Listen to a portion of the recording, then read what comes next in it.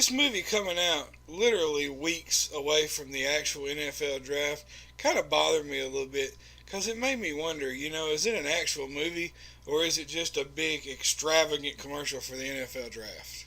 The movie stars Kevin Costner as the main character. His name's Sonny Weaver. He's the general manager for the Cleveland Browns. They hadn't been doing very well. They hadn't been winning a lot of games. You see right off the bat what kind of pressure he's under on draft day.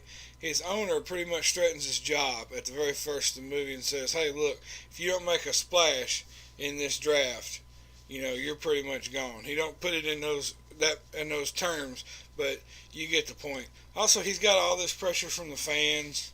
They all think they can do his job better than he can. He's got the new coach that he's got to placate to that don't really like him. His father was like a legendary figure for the Browns, and his legacy is kind of following Kevin Costner's character around, and he's just under a lot of pressure. The first of this movie was actually pretty boring to me. About the first third of the movie, I understand that they're setting things up that's going to come back later. I wish there was some things they could have done to make it a little more interesting earlier in the movie because it was pretty boring for about the first 30 minutes of it. The big problem with this movie is it's a dialogue driven film, and the dialogue's just really not very good. It's not a very well written film. Kevin Costner had some good lines. He had some funny lines, but I feel like most of what he did that was actually effective was ad-libbed. Bad dialogue in a dialogue-driven film is not a good thing. I feel like Kevin Costner's miscast in just about everything he plays, but this was a really good role for him, and he pretty much carries this movie. He was under a lot of pressure. He had a lot of anxiety, and you could see it in his face. There were a lot of scenes where he was by himself, and he just did a good job of emoting that, through the camera.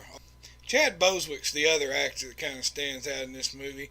He plays one of the players that Costner's thinking about drafting.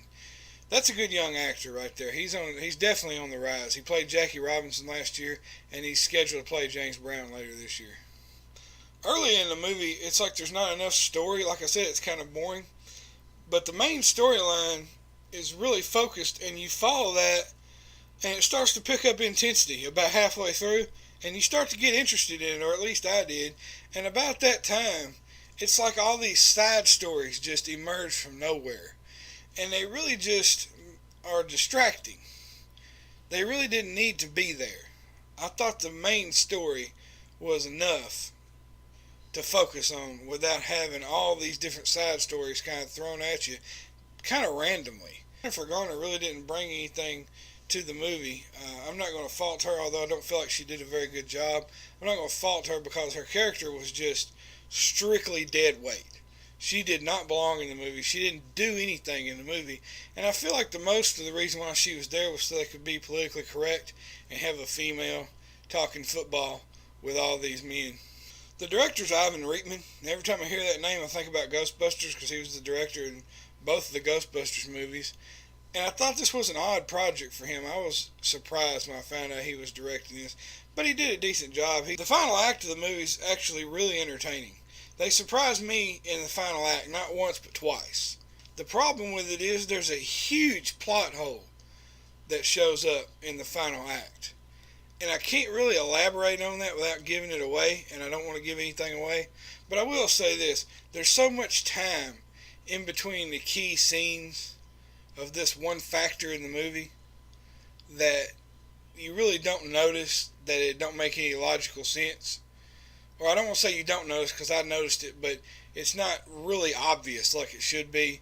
But it's not very well written. And I wish they had fixed that because that would have been a very easy problem to write away. I've thought of 3 or 4 different things they could have done just off the top of my head to completely fix that problem.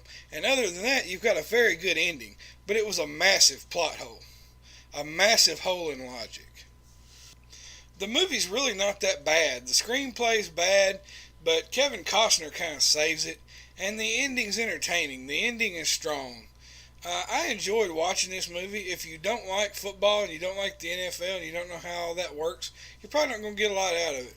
But if you're a football fan like myself, you'll probably enjoy watching the movie. I thought it was pretty realistic as far as what the characters were going through and all the pressure that they had to deal with. It's not awful. It's watchable. I give it a 6 out of 10. I appreciate you watching. I'm the Movie Man. Leave a comment below if you've seen the movie. Let me know what you thought about it. And the next time you're on Facebook, go to the Movie Man page and like the Movie Man page, and you can read all my written reviews.